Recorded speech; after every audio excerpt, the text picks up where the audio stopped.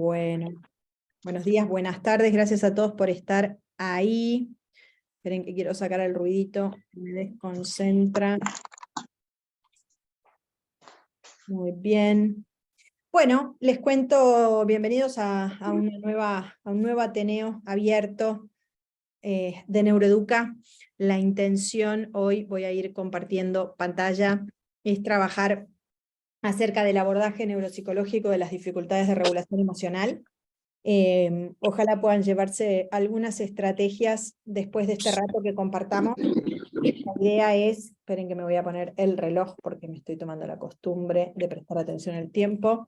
La idea es repasar algunos conceptos, pensar desde dónde planteamos este abordaje, cómo lo entendemos y de qué manera tratamos de conceptualizarlo para después compartir una serie de estrategias concretas que pueden ser integradas en abordajes psicoterapéuticos o en abordajes psicopedagógicos cuando lo que estamos trabajando tiene que ver con regular emociones relacionadas con situaciones cotidianas que transcurren en contextos académicos y que tantas veces aparecen como motivo de consulta.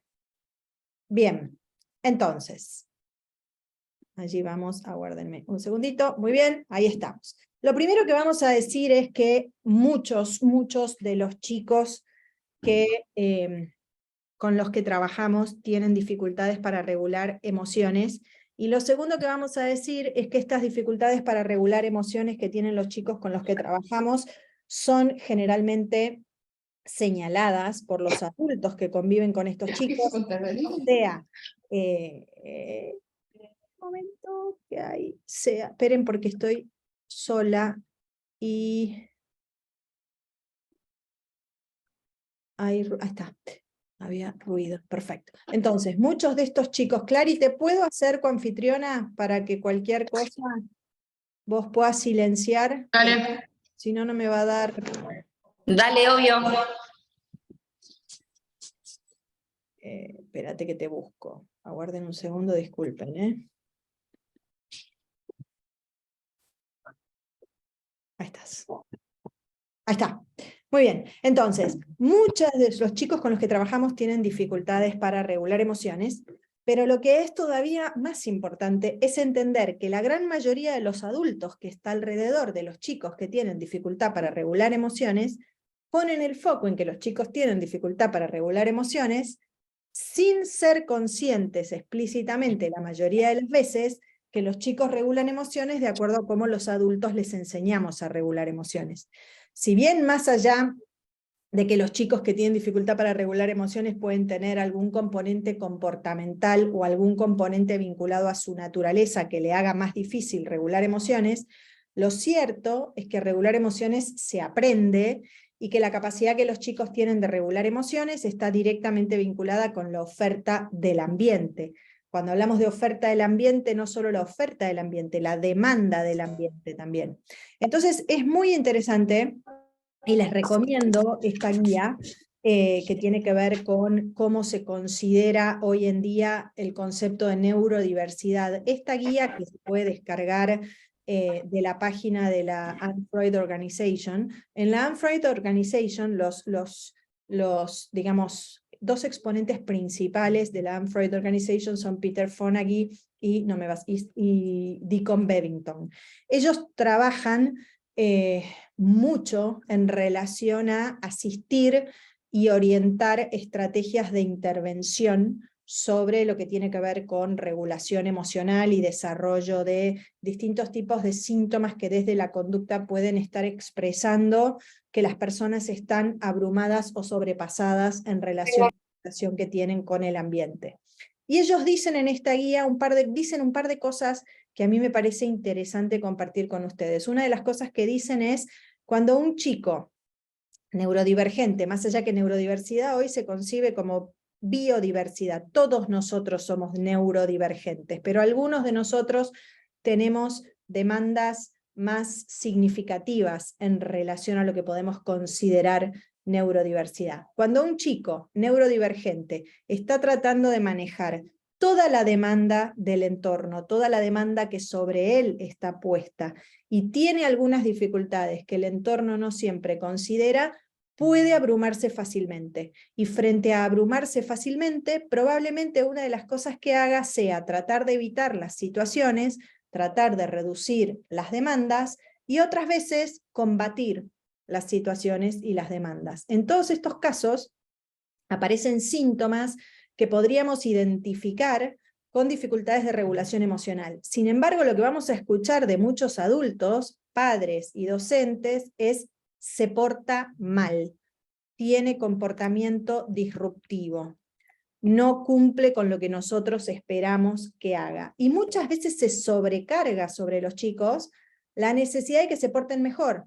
Cuando te portes mejor, voy a hacer tal cosa. Hasta que no te portes mejor, va a pasar tal otra.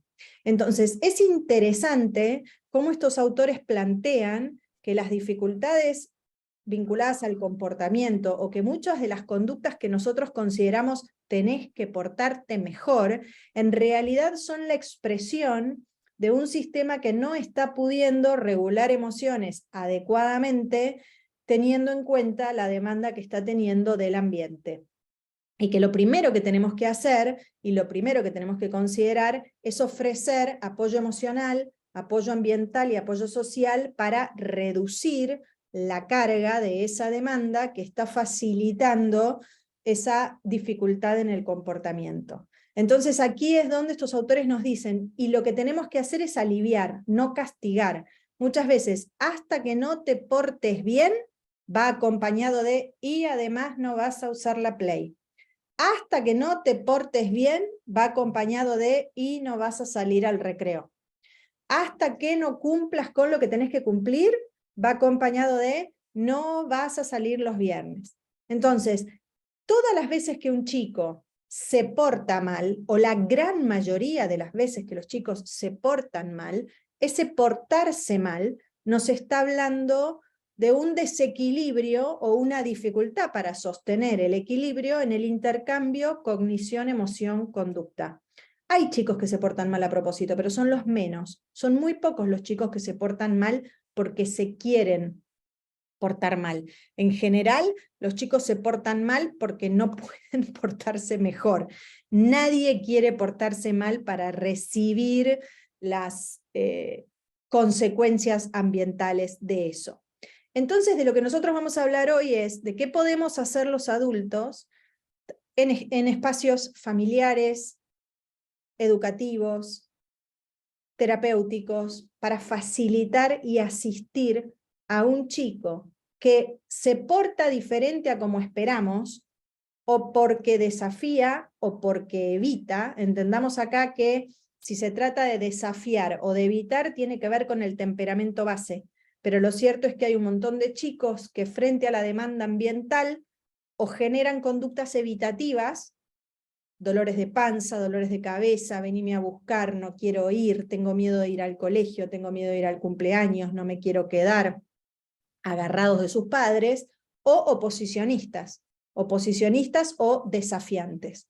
Entonces eso es lo que vamos a tratar de pensar. ¿Qué herramientas tenemos para acompañar el desarrollo de la regulación de las emociones? ¿Qué herramientas tenemos para asistir padres y docentes en el acompañamiento del desarrollo de regulación de emociones en los chicos con los que trabajamos? Y entonces vamos a entender que necesariamente tenemos que pensar que la regulación de las emociones no es solo de las emociones, y que no existe comportamiento que sea exclusivamente emocional.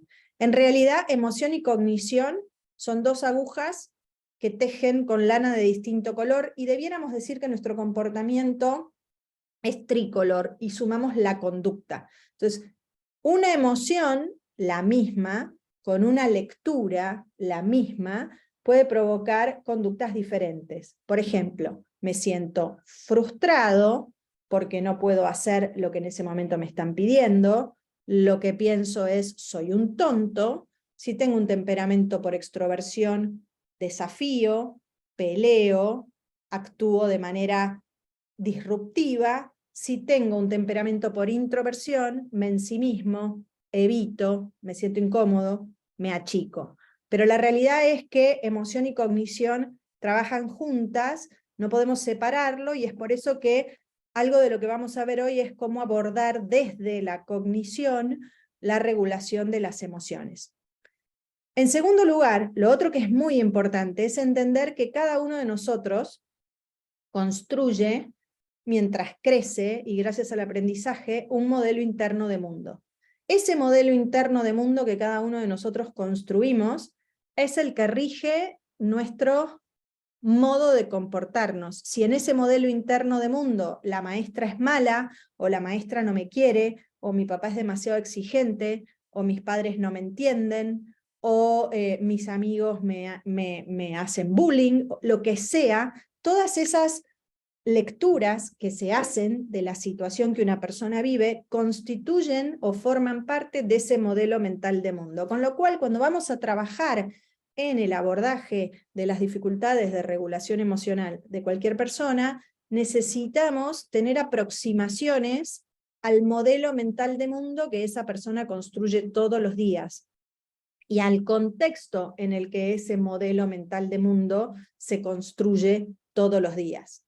Entonces, no solamente nuestras emociones nos van a influir en términos de conducta, sino que nuestras emociones nos van a influir también en términos de percepciones. Y si yo me siento frustrado porque algo no me sale, voy a percibir que eso que no me sale es más difícil de lo que podría percibir que es si no estuviera frustrado o si regulara la ansiedad o la frustración. Y si yo estoy enojado por alguien que hizo algo y yo me siento incómodo por eso que alguien hizo, yo voy a percibir que eso que alguien hizo es tal vez más drástico o dramático que lo que otro puede considerar o percibir. Entonces nuestros estados emocionales influyen nuestras percepciones. Y no solo influyen nuestras percepciones, sino que modulan nuestros recuerdos. Por lo tanto, el primer paso para trabajar y abordar neuropsicológicamente la regulación emocional y sus manifestaciones cuando es disfuncional es dar crédito de ese modelo de mundo que nos están transmitiendo y aceptar ese modelo de mundo que nos están transmitiendo, porque ese modelo de mundo que nos están transmitiendo, la maestra no me quiere, mamá y papá no me entienden, o lo que sea, da crédito de la percepción que la persona tiene de cosas que objetivamente no son fáciles de decir cómo son. Entonces, ¿para qué sirven las emociones en contextos sanos? Sirven para dirigir la atención. Y entonces, como a nosotros nos interesa este tema, acá estamos todos juntos participando de este Ateneo. Sirven también para optimizar la captación sensorial. Entonces, cuando nos sentimos a gusto con alguien y nos sentamos con ese alguien a charlar, nuestra capacidad de registrar lo que nos dice aumenta porque nos sentimos muy bien. Sirve para afianzar o activar o orientar la toma de decisiones. Entonces tengo que elegir qué voy a hacer este sábado a la tarde y voy a pensar en qué personas me hacen sentir bien. Sirve para facilitar interacciones, porque en la medida que yo me siento cómodo, me siento contento, me siento relajado, entiendo que esta es una persona con quien tengo un buen vínculo.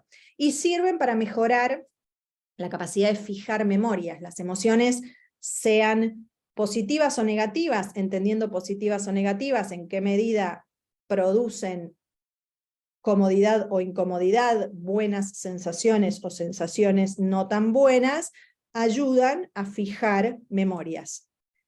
Pero las emociones pueden también afectar significativamente nuestro comportamiento, particularmente cuando se dan en una intensidad mayor a la que necesitamos, o cuando duran más de lo que necesitamos, o cuando son leídas o interpretadas por nosotros de una manera menos funcional a la que necesitamos.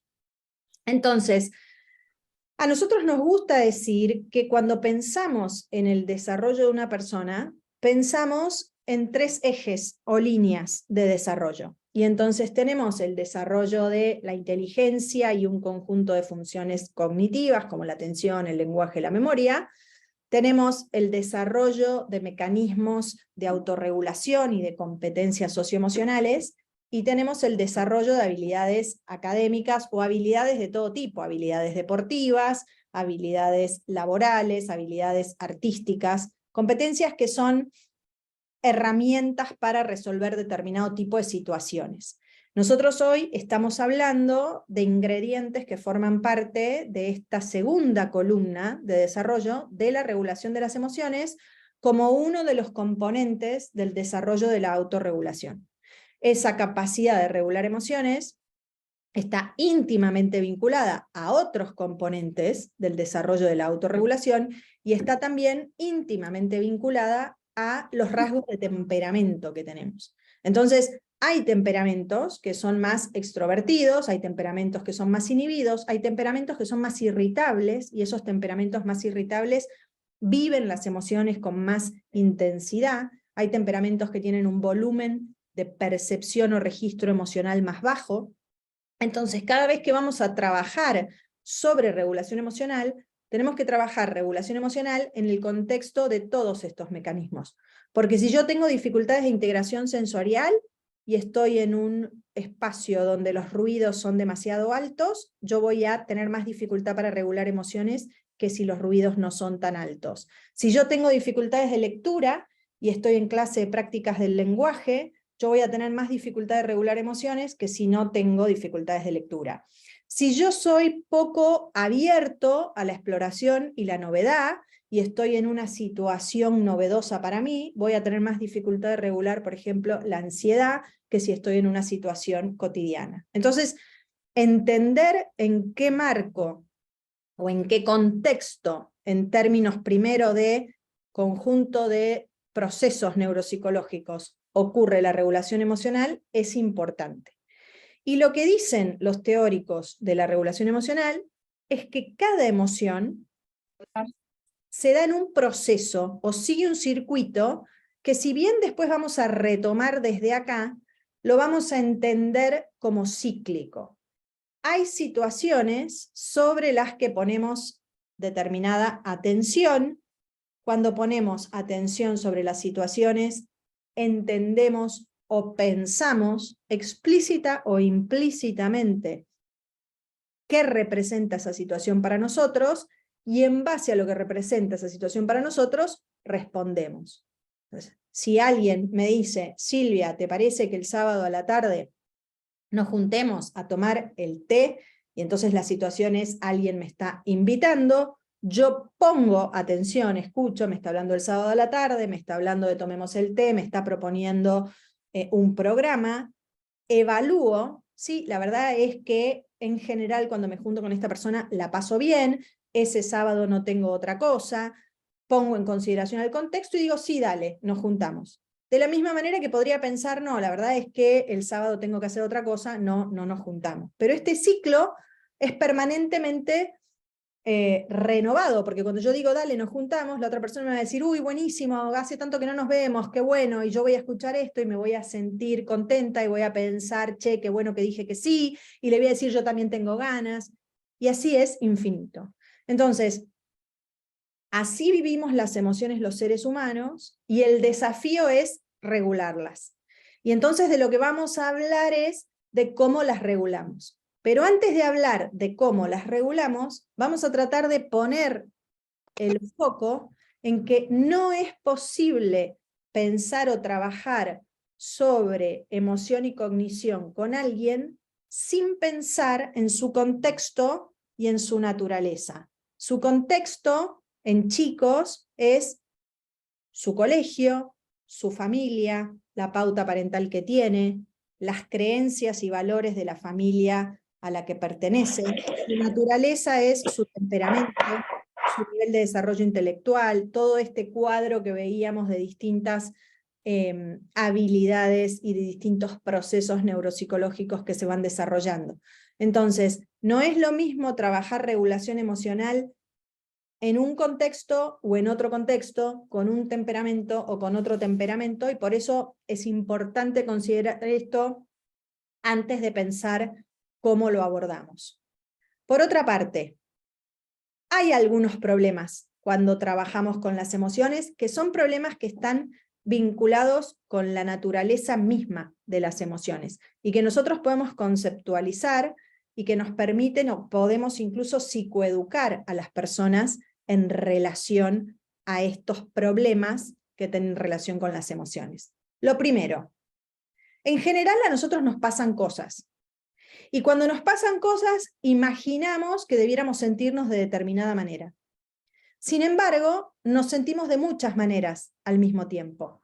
Con esto lo que quiero decir es, las emociones no se dan una en relación a una situación. La mayoría de las situaciones son ambivalentes y pueden activar más de una emoción. Que yo sienta que la maestra no me quiere, puede activar miedo, ansiedad, frustración y enojo todo al mismo tiempo. Y es difícil operacionalizar eso cuando sos chico. Y a veces los grandes, cuando etiquetamos las emociones de los chicos para ayudarlos a entender sus emociones, etiquetamos, en este caso, en amarillo, lo que nosotros pensamos que deben o probablemente sienten. Y es más compleja la naturaleza de las emociones. Y se dan mezcladas. Es como una ensalada de fruta lo que sentimos en realidad. No es una fruta en forma aislada. Pero como si eso no fuera poco, los seres humanos nos relacionamos, y los terapeutas nos relacionamos con los chicos con los que trabajamos, y nos olvidamos que el día está repleto de situaciones, y que todas esas situaciones colaboran con las experiencias emocionales que tenemos a lo largo del día. Y que puede ser que una situación que nos pasó temprano a la mañana, y que tal vez no fue el desencadenante de lo que hicimos a la tarde, haya colaborado. Entonces, a veces cuando estamos viendo el desencadenante, un chico salió corriendo del aula y se escapó al patio en la hora de inglés, inmediatamente lo asociamos con inglés, doble turno, 8 horas, cansancio, el déficit de atención que tiene, pero eso no quiere decir que tal vez no le haya pasado algo temprano a la mañana, que haya, digamos, apretado o exigido un poco más la capacidad de regular emociones a lo largo de todo el día, y la no regulación de emociones viene mucho después. Entonces, otra de las cosas importantes y otro de los problemas que tenemos es que muchas veces los adultos asumimos que lo que le pasa emocionalmente a un chico es A, y resulta que tal vez no es A. Tal vez es B, tal vez es C, tal vez A no lo molestó, pero C le pasó hace 2 horas y le complicó la vida. Y el tercer problema, y hay más, es que al momento de empezar a trabajar con las emociones, tenemos que entender que cada situación de la vida puede activar múltiples emociones que pueden darse positivas y negativas al mismo tiempo. Puedo sentir celos y alegría a la vez, puedo sentir frustración y alivio a la vez, y que al momento de sentir todas las emociones, las siento todas juntas, y voy a tener que, para trabajarlas, operacionalizarlas después. Y que para llegar a una instancia en la que un chico esté en condiciones de decir cómo se siente, vamos a tener que partir de enseñarle a leer una experiencia emocional que en realidad es bastante más caótica que simplemente poder nombrar una emoción u otra. Finalmente, y creo que todavía queda un problema, en el momento en el que estamos viviendo una situación emocional, es el momento en el que más metidos en la situación estamos y es el momento menos indicado para pensar sobre esa situación. Y en general los adultos pretendemos que los chicos reflexionen sobre la situación cuando la situación está ocurriendo. Vas a ir a dirección y vas a hablar con la directora por lo que pasó. Vas a ir al baño a pensar y cuando salgas vamos a hablar.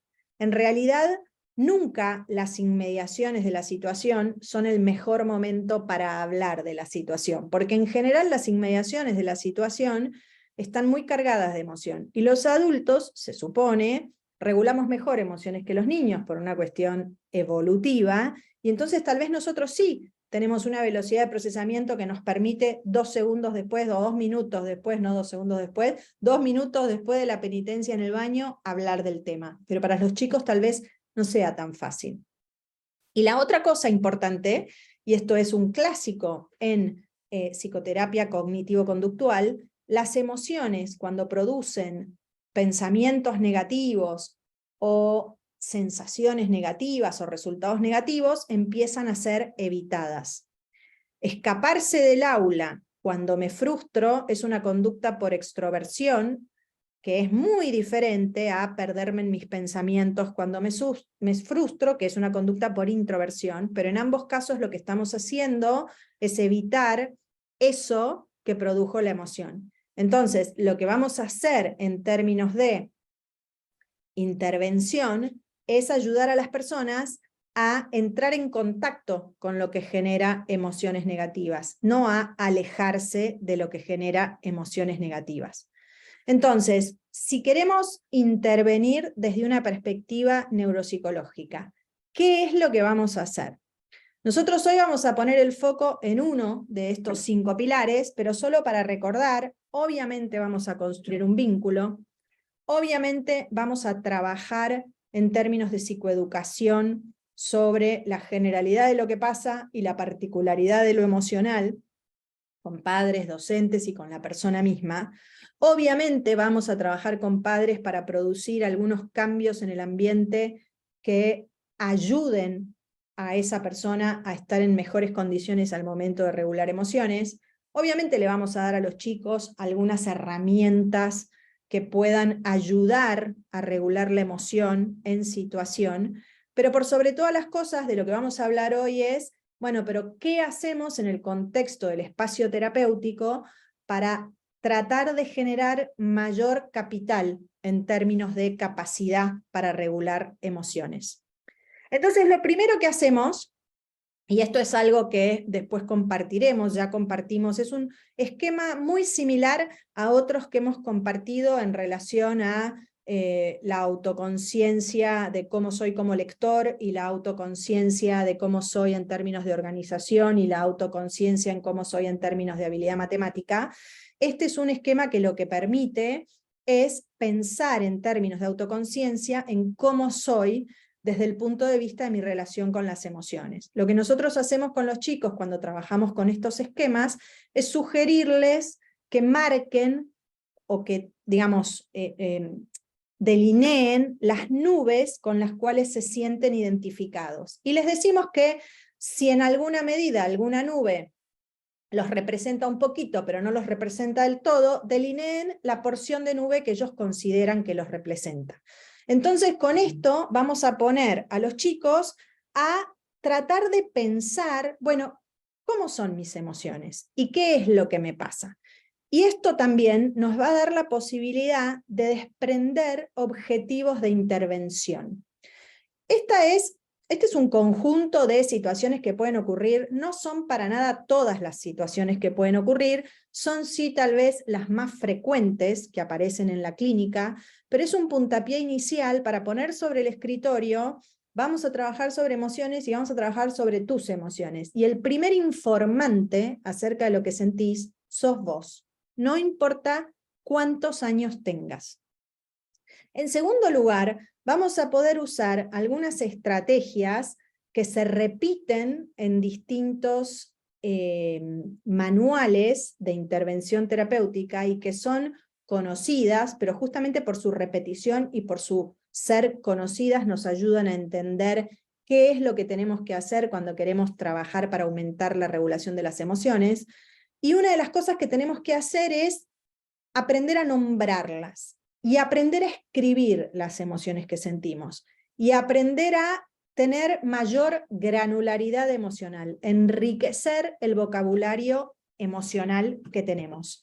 Ahora, esa granularidad emocional se va incrementando de a poquito, ¿sí? Es como que vamos aumentando el número de palabras que tenemos en relación a las emociones y vamos trabajando con ese número de palabras que tenemos en relación a las emociones. Lo que hacemos en ese caso es nosotros ofrecer vocabulario emocional.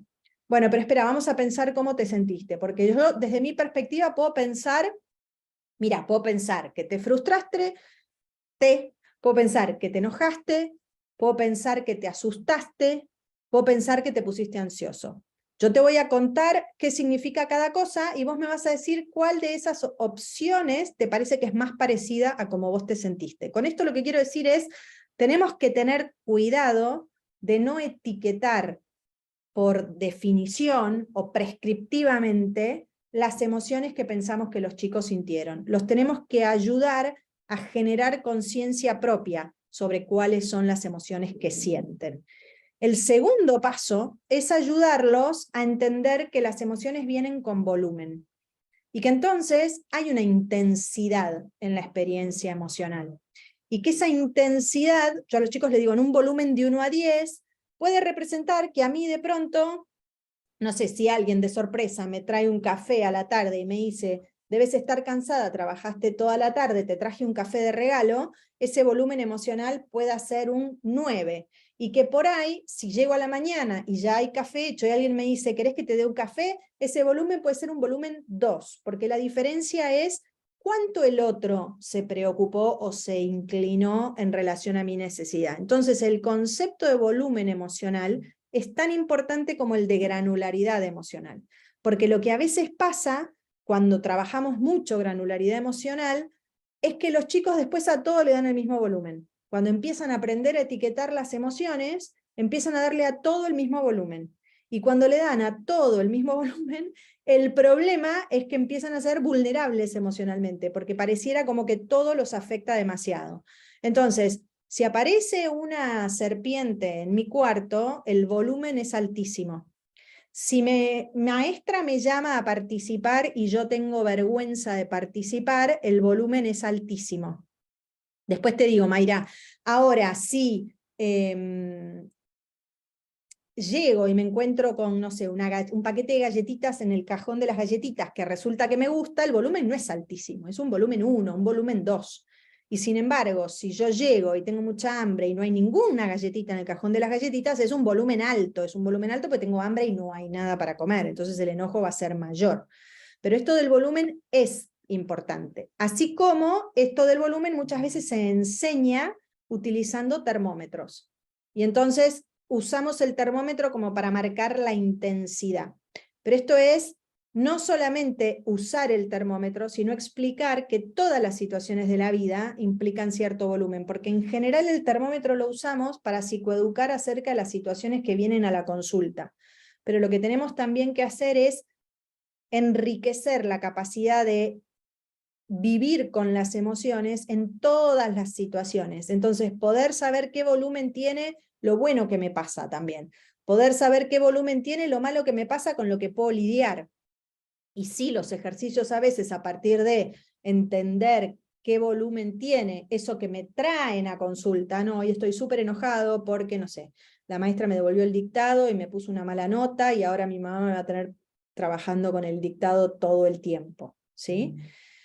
Y cómo ese volumen y ese termómetro no solamente aplica a emociones negativas, sino también a emociones positivas. Y cómo tenemos que ayudar a los chicos a construir en su semana un registro de cosas que pasan, que son positivas y que por ahí no son vividas positivamente.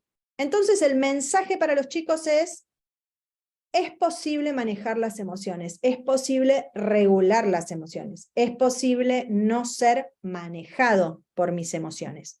Cuanto más chicos los chicos, más depende la capacidad que tienen de trabajar con sus emociones de la pauta parental. Y en todos los casos, imaginemos chicos desde que tienen 3 o 4 años hasta que tienen 12 o 13 años, el trabajo con la pauta parental es muy importante. No es que después no lo sea, pero es más desafiante y probablemente exija intervenciones más específicas y complementarias a las de los chicos. Entonces, las intervenciones que vamos a proponer son todas explícitas. Son todas intervenciones que apuntan a la visibilización de lo que la persona siente, de lo que la persona está por hacer, de la predicción de cuáles son las emociones que puedo llegar a sentir, de la predicción de cuáles son situaciones que puedo vivir teniendo en cuenta cómo me siento habitualmente, de cuáles son las herramientas de regulación que uso por lo general. Entonces, poder documentar y tener un registro de todo lo que trabajamos lo más explícito posible es importante. Y James Gross dice, y es como uno de los teóricos más reconocidos en el mundo sobre regulación emocional, que los seres humanos tenemos 5 estrategias salugénicas para regular emociones. Esas 5 estrategias salugénicas que tenemos para regular emociones, las personas que no necesitamos algún tipo de soporte terapéutico, las aprendemos por simple observación o porque alguien nos lo enseña explícitamente, generalmente nuestros padres y algunos docentes. Ahora, muchos chicos que tienen distintos tipos de condiciones asociadas al neurodesarrollo no aprenden esto de manera espontánea, y lo que vamos a hacer en términos de intervención terapéutica es enseñárselos de manera explícita. Entonces, Gross dice que algunas personas, mejor dicho, que una de las maneras de regular qué emociones vamos a tener, porque la regulación de emociones no es solamente siento una emoción y tengo que regularla, también es tomar cierta capacidad de control de la experiencia emocional en general, aprender en qué situaciones me siento bien y en qué situaciones no me siento bien, qué necesito hacer para sentirme mejor, qué puedo hacer para no sentirme mal. Cuando hablamos de selección de situación, justamente hablamos de eso. Y entonces vamos a empezar a trabajar con los chicos en la relación que existe entre lo que siento, lo que hago y lo que pienso. Y vamos a poner, eso lo llaman el triángulo cognitivo-conductual, y lo vamos a poner siempre sobre la mesa para poder empezar a generar mayor registro de autoconciencia. ¿Qué me hace bien y qué me hace mal? ¿Qué puedo predecir no tengo que hacer si ya sé que me va a hacer mal? ¿Y qué puedo predecir sí puedo hacer si sé que me va a hacer bien? Esto tiene que ver no solo con cómo me siento, sino con aprender a identificar el registro corporal de las emociones. Entonces, en chicos muy chiquitos, muchos trabajan con el espejo y hay mucho material que viene con espejo. Poné cara de enojado, poné cara de contento, poné cara de miedo. Eso tiene que ver con devolverle al cerebro cierto registro fisiológico que nos ayude a entender cómo nos sentimos cuando nos sentimos de determinada manera. Pero más allá de eso, lo que ayuda a tomar el control de la experiencia emocional es conocerse. Y todas las actividades de autoconocimiento ayudan, para lo bueno y para lo malo, a tomar cierto control de la experiencia emocional.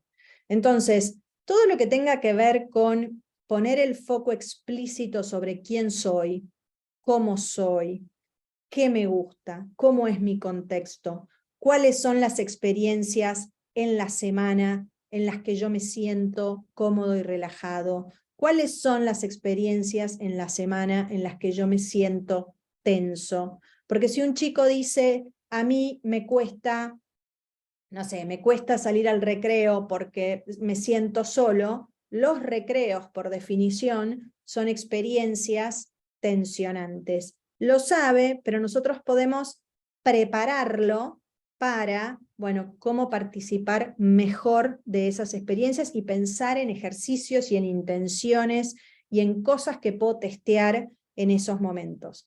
Algunos andamiajes para ayudar a conocerse son como el de la izquierda para chicos más chiquitos, otros para chicos un poco más grandes como el de la derecha. Pero además también el poder decir, bueno, ¿cuáles fueron las emociones que sentí hoy a lo largo del día, ¿no? Y cómo me estoy sintiendo. Y cómo a veces, a lo largo del día, el día empieza mal, nos quedamos todos dormidos, mamá me despertó tarde, la mañana fue un poco difícil, salimos corriendo, llegué al colegio un poquito más tarde, me retó la portera, me dijo, llegaste tarde, ya están todos formados. Entré, la maestra me preguntó qué te pasó. Bueno, ya son las 9 de la mañana y yo ya tengo mi taza llena de experiencias emocionales que están subiendo el volumen de las experiencias emocionales negativas que puedo tener.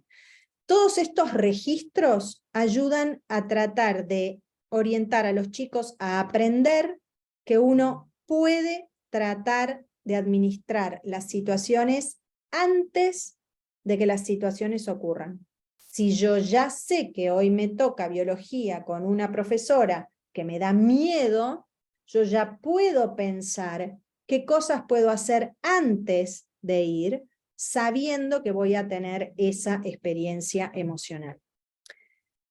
Pero Ross dice, no siempre tenemos control de cuáles son las emociones que vivimos en base a lo que elegimos. Muchas veces terminamos en situaciones que no elegimos, o las situaciones toman un matiz que no esperábamos, y entonces tenemos que encontrar la manera de gestar algún cambio en el tránsito de esa situación para que la situación sea una situación mejor.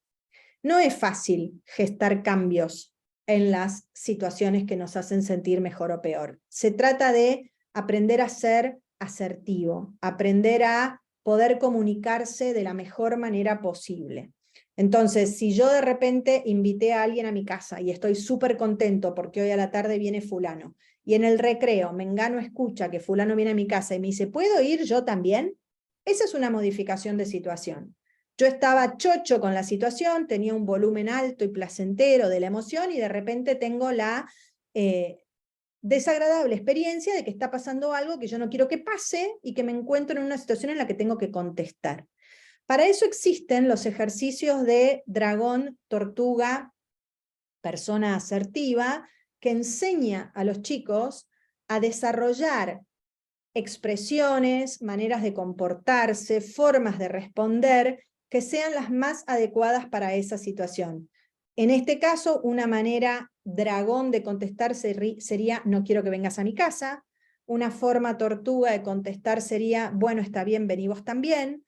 Y una forma asertiva de contestar sería, mira, hoy no te puedo invitar porque mi mamá ya sabe que viene fulano, pero ¿sabés qué? Para la próxima vez te invito a vos también.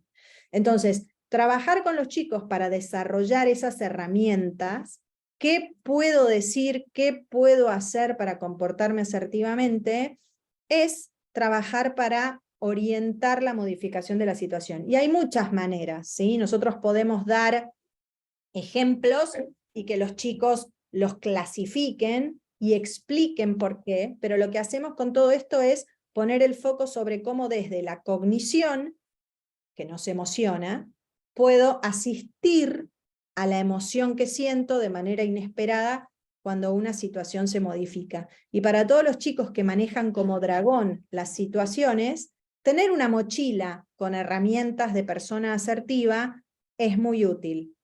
Otra de las cosas que ayuda en términos de modificación de la situación es este andamiaje que se llama zona de aprendizaje, pánico y confort. Cuando las personas estamos en una situación que de pronto se modifica de alguna manera y genera emociones negativas, entramos en lo que se llama zona de estrés o zona de pánico. Poder ser conscientes de que el mensaje que nos está transmitiendo la emoción es cruzaste la frontera de la zona de aprendizaje es muy importante. Entonces nosotros lo que hacemos, y esto lo hacemos mucho con habilidades académicas, pero se puede hacer también durante instancias de juego en el consultorio para aprender a identificar cuando las emociones suben de volumen, es con este círculo y una ficha decir, bueno, ¿dónde estoy? Estoy en una situación de total comodidad, zona de confort, jugando un juego que jugué 1000 veces y que hasta podría considerar un poco me aburre, pero no me frustra, no me enoja, no me molesta, no me genera ansiedad. Bueno, vamos a abrir esa zona de aprendizaje y cuando la emoción que sentís crece y sentís que te está subiendo de volumen, movés la ficha a la zona de pánico. Y entonces ahí registramos, por ejemplo, cuál podría ser una respuesta asertiva o un comentario asertivo. Más allá de esto, muchas veces estamos frente a situaciones que no dependen de nosotros en términos de no las puedo modificar. Tengo una prueba matemática y estoy en la prueba matemática. No puedo salir de la prueba matemática. Tengo que ir a un cumpleaños con la madre de un amigo y me siento ansioso por ir en el auto con la madre de un amigo y mi mamá ya me dijo vas a ir en el pool y no me puedo bajar del pool. En estos casos sirve lo que se denomina desvío atencional. Estas son las situaciones en las que son útiles todos los andamiajes externos que ayudan a tomar control de la activación fisiológica que tienen esas emociones generalmente displacenteras. Obviamente no podés ir al cumpleaños de tu amigo con un frasco de la calma, pero el frasco de la calma sirve en casa para cuando aparecen situaciones displacenteras con tus papás o con tus hermanos, tomarte esos 2 minutos en los que el frasco te ayuda como a bajar la intensidad emocional. Hay ejercicios, una secuencia de yoga que se llama Gato Vaca es buenísima para esto porque es muy fácil de aprender para los chicos. El gato respira con la cabeza para arriba, como en la forma de arriba, y tira los omóplatos para atrás. La vaca encorva la espalda y se respira cuando se hace gato y se exhala cuando se hace vaca. Entonces, en casa, poder utilizar estos ejercicios o grupalmente en el colegio o en el consultorio para empezar a aprender el efecto que la respiración tiene sobre tomar control de lo fisiológico puede servir, así como sirve un montón y trabajamos un montón con las cajas de calma, ¿no? Y cómo cuando los chicos, por ejemplo, que tienen dificultad para regular emociones, están por hacer un viaje con sus padres, lo más probable es que nosotros preparemos una caja de calma para el aeropuerto, para el avión, para el taxi, porque, bueno, a veces también los adultos sometemos a los chicos a experiencias que tal vez están más allá de lo que un chico puede tolerar. 12 horas de avión, más un tren que te lleva al centro de la ciudad, más caminar 15 cuadras, más hacer el check-in en el hotel. Bueno, tenemos que prever que va a ser necesario contar con un pool de recursos que me ayuden a sentirme mejor cuando no me siento bien. Y cualquier cosa que permita poner la atención o el foco de atención en otra cosa que la situación que me está haciendo sentir mal, sirve para distraer. Y hay aplicaciones que enseñan a los chicos también a respirar con un monstruito cuando son chiquitos, y a los más grandes cualquier tipo de ejercicio que implique poner el foco concentrado de atención en hacer otra cosa, incluido tener una playlist de calma, y cuál es la playlist que puedo activar cuando necesito bajar revoluciones, y cómo la llamo, y cuál puede ser la playlist que puedo activar para energizarme a la mañana antes de ir al colegio y demás. Obviamente, no alcanza con esto, porque lo que tenemos que hacer es trabajar también el sentido que las personas les damos a los eventos que producen ciertas emociones. Porque cuando la emoción es alta, la lectura que hacemos las personas tiende a ser más drástica que cuando la emoción es de menor intensidad, y a veces las lecturas que hacemos no son para nada promotoras de que seamos capaces de regular emociones. Entonces, enseñarle a los chicos a ponerle el nombre a la emoción, asociarla con cuál fue la situación, identificar qué pensé, y el volumen de la emoción es importante porque el ejercicio que estamos enseñando a hacer va a ser plantearnos conclusiones alternativas a lo que pensé. Y siempre recordando que las emociones pueden darse más de una al mismo tiempo por la misma situación. Puedo sentir tristeza porque soy un tonto, pero al mismo tiempo podría estar sintiendo vergüenza y podría sentirme un poco frustrado. Entonces, vamos a ayudar a los chicos a tratar de no tener esta serie de pensamientos que producen emociones negativas muy intensas.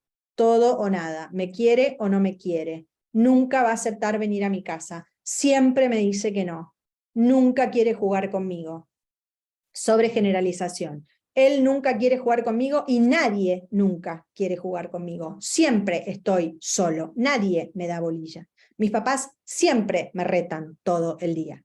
Lectura de la mente. No, lo que pasa es que mi papá piensa tal cosa. Lo que pasa es que él cree que yo no, ¿sí? O sea, es más allá de teoría de la mente. La teoría de la mente es una hipótesis. La lectura de la mente es estar convencido de lo que el otro piensa. Y si yo estoy convencido de que el otro piensa algo que a mí no me hace bien que el otro piense, obviamente me voy a sentir mal.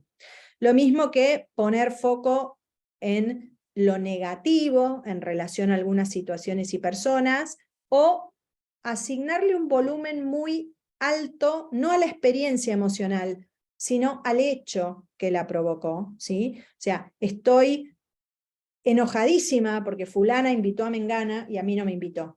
Y estoy enojada en 10. Bueno, hagamos una lista de cuántas veces te invitó y pensemos por qué fulana no puede invitar a Sultana y por qué tendría que invitarte todos los días y por qué vos también invitaste a Mengana y no a Sultana alguna vez.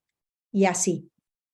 Y entonces Esto ayuda también a generar, así como hablábamos de tortuga, dragón y asertivo, algunas formas de pensar, algunos mantras que pueden servir y que se pueden poner en cartelitos y que la persona puede tener plastificados para ir mirando, que pueden servir como mantras, efectivamente, para bajar el nivel de intensidad de una emoción. Y trabajar mucho, que en esta época está difícil, el concepto de que las emociones negativas son buenas también. Las emociones negativas son necesarias. Tengo que sentirlas. Estoy sintiendo emociones negativas, pero estoy bien. No necesito escapar. Puedo tolerar una emoción negativa. No existirían las positivas si no fuera por las negativas. Y finalmente, a lo que se llama modulación de respuesta. Poder entender que no podemos decir, bueno, esto es lo que yo sentí y ya está. No es así.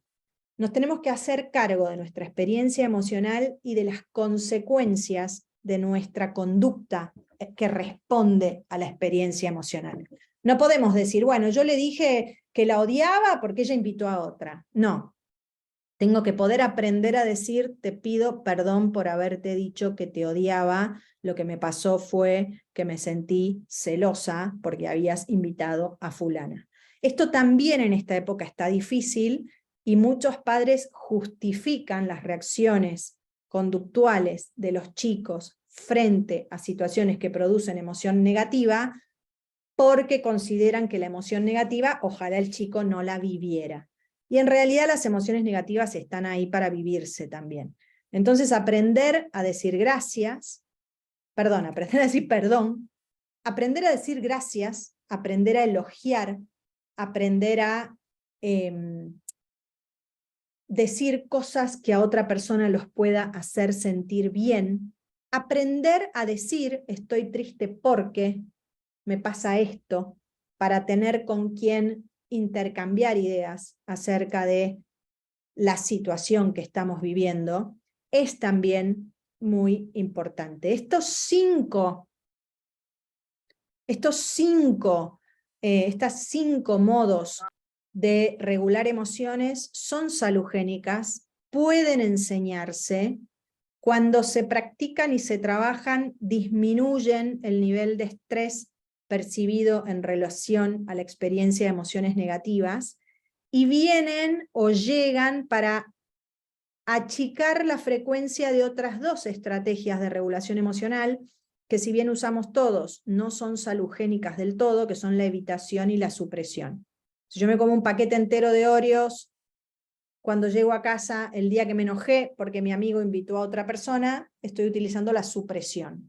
Me voy a dar un shock de azúcar, me voy a dar un shock de buenas sensaciones, me voy a ir a jugar a la Play, pero no voy a aprender nada del valor que tienen los celos para explicarme qué sentí, y tampoco voy a aprender nada de cómo podría ser asertivo. Y la evitación, si yo no salgo al recreo porque soy tímido y me quedo en el aula convencido de que lo que quiero hacer es leer el último libro de Harry Potter, tampoco me va a ayudar a desarrollar asertividad. Esto es un poco lo que quería compartir con ustedes, y no quería que queden algunos minutos por si alguien tiene alguna pregunta o un comentario. Ese material particularmente está en inglés, pero hay un montón de material similar. Ese es uno que nosotros ahora, bueno, yo creo que me llevé el libro y no lo encuentro, le tengo que decir a mi equipo que no sé dónde lo puse, creo que nadie se lo llevó, creo que me lo llevé yo, pero lo busqué y no lo encuentro, ya lo voy a encontrar. Me lo llevé justamente para escanear para este Ateneo y ayer no lo encontré. Porque una de las cosas que quería hacer era, en base a eso también, escanear algunas imágenes y poder traducirlas.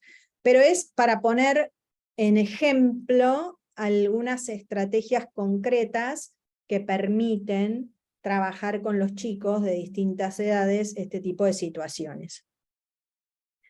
No sé si alguien quiere hacer algún comentario o alguna pregunta.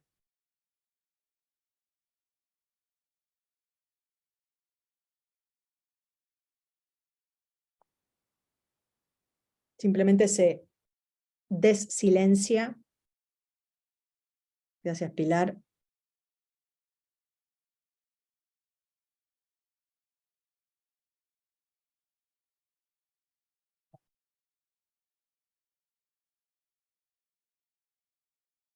Yo me comprometo a que nosotros subamos, como hacemos habitualmente, estamos tratando de reflotar el Padlet para que sea fácil descargar recursos, el de las nubecitas, que tiene es un punto de partida ameno para que los chicos puedan expresarse fácilmente sin tener que hablar a veces, ¿no? Porque a veces es difícil empezar hablando, y entonces poder tener un apoyo en lo concreto. Y les agradezco un montón que vengan, porque estos Ateneos abiertos tienen que ver con una convicción que tenemos de que hay muchas cosas que están ahí para que las aprendamos, y que cuanto más las divulguemos, más chicos van a salir beneficiados de que generalicemos buenas prácticas. Son Ateneos que tratan de difundir buenas prácticas, y si todos ustedes no estuvieran acá, los Ateneos abiertos no tendrían sentido, más allá de todos los que me acompañan, que forman parte de la familia Neuroeduca. Hay un montón de gente que se sumó para escuchar. Ojalá sirva, ojalá ayude, ojalá encuentren que estos materiales les permiten ayudar a algunos chicos en sus espacios terapéuticos, y cuando así sea, compártanlo con nosotros, para que todos veamos la trascendencia que tiene generalizar prácticas en una comunidad de profesionales como la nuestra. Así que bueno, puntualmente, en 1 hora, cerramos este Ateneo. Gracias a todos por estar ahí. Los hacemos cortitos para que sean realizables y aprovechables.